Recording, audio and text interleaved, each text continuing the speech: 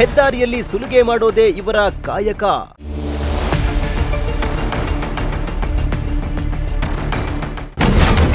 Robbery ಪ್ರಕರಣದ ಓರ್ವ ಆರೋಪಿಯ ಬಂಧನ.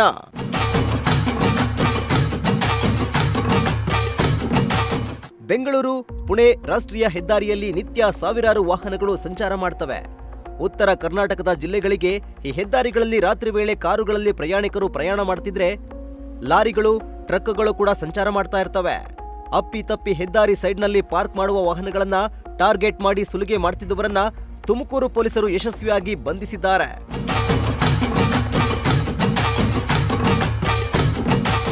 ಹೌದು, ಮೇ 16ರಂದು ತುಮಕೂರು ನಗರ ಹೊರವಲಯದ ಊರುಕೇರಿ ಸರ್ವಿಸ್ ರಸ್ತೆಯಲ್ಲಿ ನಾಗೇಶ್ ಎಂಬ ಲಾರಿ ಚಾಲಕ ಲಾರಿಯನ್ನ ನಿಲ್ಲಿಸಿ ಮೂತ್ರ ವಿಸರ್ಜನೆಗೆ ಹೋದ ಟೈಮ್ನಲ್ಲಿ ಲಾರಿ ಡ್ರೈವರ್ ಬಳಿ ಬಂದ ಇಬ್ಬರು ಆರೋಪಿಗಳು ಆತನ ಬಳಿಯಿದ್ದ ಸುಮಾರು 57,400 ರೂಪಾಯಿ ಹಾಗೂ ಮೊಬೈಲ್ ಅನ್ನ ದೋಚಿದ್ರು.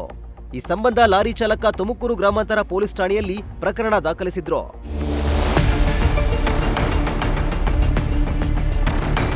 ಇನ್ನು ಅದೇ ದಿನ ಅಂದ್ರೆ ಮೇ 16ರಂದು ದಂಪತಿಯೊಬ್ಬರು ಬೆಂಗಳೂರಿಗೆ ಪ್ರಯಾಣ ಬೆಳೆಸಿದ್ರು. ಅಂದು ಮಧ್ಯರಾತ್ರಿ 3:15 ಸುಮಾರಿಗೆ ಕೋರಾ ಪೊಲೀಸ್ ಠಾಣಾ ವ್ಯಾಪ್ತಿಯ ವಿಆರ್ಎಲ್ ಹೋಟೆಲ್ ಸಮೀಪದ ಹೈವೇ ಬದಿಯಲ್ಲಿ ಕಾರನ್ನ ನಿಲ್ಲಿಸಿ ರಿಲ್ಯಾಕ್ಸ್ ಮಾಡ್ತಾ ಇದ್ರು. ಕಾರಿನ ಬಳಿ ಬಂದ ಇಬ್ಬರು ಸುಲಿಗೆಕೋರರು ಸಿಂಧು ಅವರ ಕೊರಳಲ್ಲಿ ಇದ್ದ 1,80,000 ಮೌಲ್ಯದ ಚಿನ್ನದ ಮಾಂಗಲ್ಯ ಸರವನ್ನ ಕಿತ್ತುಕೊಂಡು ಎಸ್ಕೇಪ್ ಆಗಿದ್ರು.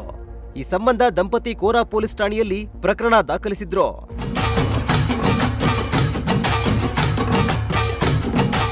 ಇನ್ನು ಈ ಎರಡು ಪ್ರಕರಣವನ್ನ ಗಂಭೀರವಾಗಿ ಪರಿಗಣಿಸಿದ ತುಮಕೂರು ಜಿಲ್ಲಾ ಪೊಲೀಸರು ಭರ್ಜರಿ ಬೇಟೆಯಾಡಿದ್ದು ಇಬ್ಬರು ಹೆದ್ದಾರಿಯಲ್ಲಿ ಸುಲಿಗೆ ಮಾಡ್ತಿದ್ದವರನ್ನ ಬಂಧಿಸಿದ್ದಾರೆ.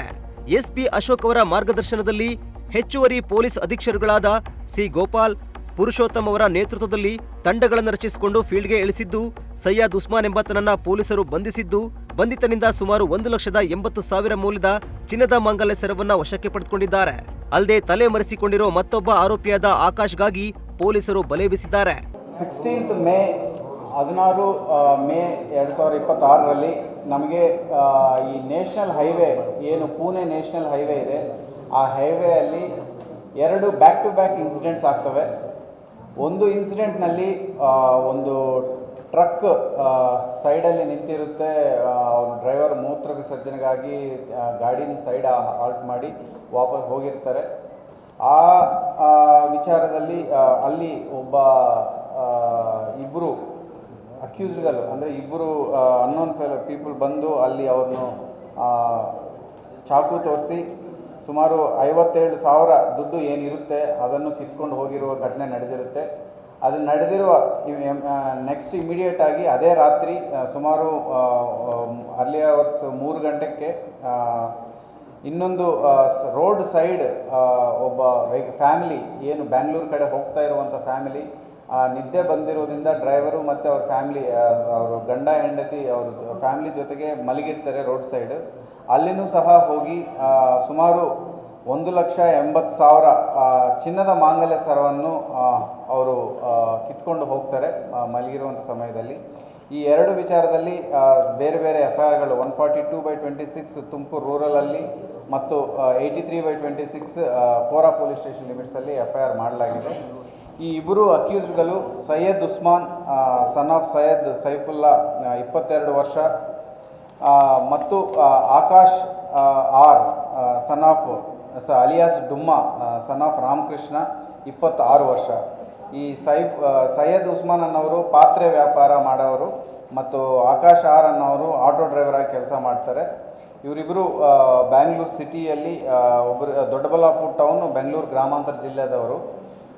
ಇವರಿಬ್ಬರು ಜೊತೆಗೆ ಬಂದು ಆ ದಿನ ರಾತ್ರಿ ಘಟನೆ ಮಾಡಿರೋದು ನಮಗೆ ಕಂಡುಬರುತ್ತೆ.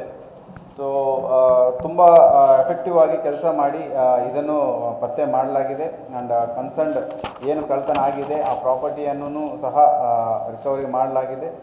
ಸೊ ಇದು ಪತ್ತೆ ಮಾಡಿ ಕೆಲಸ ಮಾಡಿರುವ ಟೀಮ್ ನಮ್ಮ ಬೇರೆ ಬೇರೆ ಪೊಲೀಸ್ ಸ್ಟೇಷನ್ಸಿಂದ ಟೀಮ್ಸ್ ಮಾಡಲಾಗಿದೆ. ಈಗ ಬೆಳ್ಳಾವಿ ಪೊಲೀಸಿಂದ ಮಧು ಮತ್ತು ಕೋರಾ ಪೊಲೀಸಿಂದ ನಾಗರಾಜು, ಮುಬಾರಕ್ ಮತ್ತು ರೂರಲ್ ಪೊಲೀಸ್ ಸ್ಟೇಷನಿಂದ ASI ಮೋಹನ್ ಕುಮಾರ್, ರಮೇಶ್, ಅಕ್ಷಯ್ ಮತ್ತು ರೂರಲ್ ಸಬ್ ಇನ್ಸ್ಪೆಕ್ಟರ್ ನಮ್ಮ ಪೈಗಂಬರ್ ಅಮ್ಮನ್ಗಿ ಮತ್ತು ಗ್ರಾಮಾಂತರ Kora police station sub inspector Sanjay ಮತ್ತು ನಮ್ಮ ರೂರಲ್ ಇನ್ಸ್ಪೆಕ್ಟರ್ ಪುಟ್ಟೇಗೌಡ ಅವರು ಮತ್ತು ನಮ್ಮ DSP ಚಂದ್ರಶೇಖರ್ ಅವರು ಎಲ್ಲರೂ ತುಂಬ ಪ್ರೊಫೆಷ್ನಲ್ ಕೆಲಸ ಮಾಡಿದ್ದಾರೆ. ಸೊ ಹೈವೇಸ್ ನಾವು ತುಂಬ ಸೇಫಾಗಿ ಇರಬೇಕಂತ ತುಂಬ ಗಟ್ಟುನಿಟ್ಟಾಗಿ ಹೈವೇ ಪ್ಯಾಟ್ರೋಲ್ಸ್ ಇಟ್ಟಿರ್ತೀವಿ. ಆದರೂ ಕೆಲವು ಸಾರಿ late nights especially midnight ಆದಮೇಲೆ ಇಂಥ ಘಟನೆ ಆಗದಂಗೆ ಇನ್ನು ಮುಂದೆ ಈ ಅಕ್ಯೂಸ್ಗಳನ್ನು ಪತ್ತೆ ಮಾಡಲಾಗಿದೆ. ಅವರೆಲ್ಲರಿಗೂ ಸಹ ಅಭಿನಂದನೆಗಳು ತಿಳಿಸಿ. ಇನ್ನು ಹೆದ್ದಾರಿಯಲ್ಲಿ ಸುಲಿಗೆ ಮಾಡ್ತಿದ್ದ ಓರ್ವ ಆರೋಪಿಯನ್ನ ಬಂಧಿಸಿದ್ದು, ತಲೆ ಮರೆಸಿಕೊಂಡಿರುವ ಮತ್ತೋರ್ವನಿಗಾಗಿ ಬಲೆ ಬೀಸಿದ್ದು ಪೊಲೀಸರ ಕಾರ್ಯಕ್ಕೆ SP ಅಶೋಕ್ ಅಭಿನಂದನೆ ಸಲ್ಲಿಸಿದ್ರು. ಕ್ಯಾಮರಾ ಪರ್ಸನ್ ವಿಜಯ್ ಜೊತೆ ದೀಪಕ್, ಪ್ರಜಾಶಕ್ತಿ ಟಿವಿ, ತುಮಕೂರು.